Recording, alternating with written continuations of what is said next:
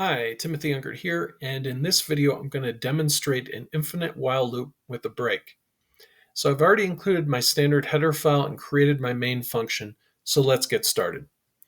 I'm going to declare an integer variable named I, and then I'm going to start my while loop. And I'll say while 1, which is like while true, which is going to give me an infinite loop. I'll print f %d, and then I, so we know what the value of I is. We'll give a space there in between.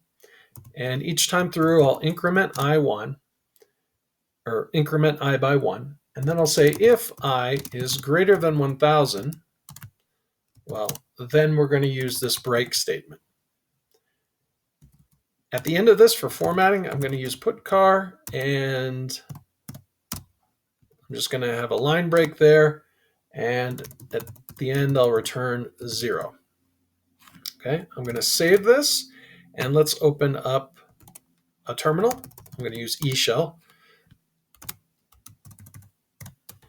And what I'm going to do now is run it. So let's, well, first compile it. So infinite while loop with the break, and we'll output it as infinite while loop with a break. And then we'll compile. Okay, and then we'll run it.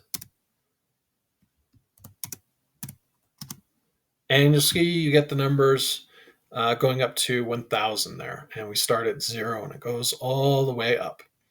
Okay, so that's how you break out of an infinite while loop using a programming method.